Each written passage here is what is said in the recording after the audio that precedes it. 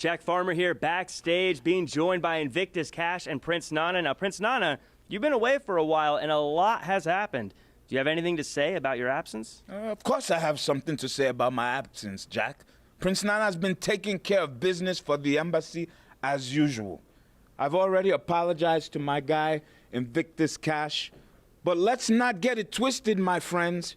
He's still undisputed in sanctioned matches here at the United Wrestling Network, all right?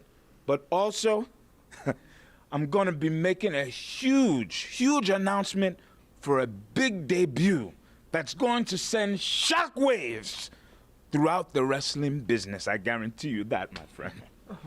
Whoa, a real-life prince? Wow. Hey, Mike Goga. I'm the trainer to the stars of the United Wrestling Network. Sir, how are you? So you're that guy, huh? You're that guy.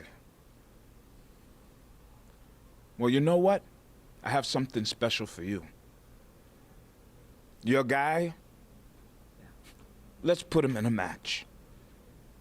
And we're gonna do it your way. How about that? Well, that's swell. All right. Yeah, let's do it. My people will get in contact with you.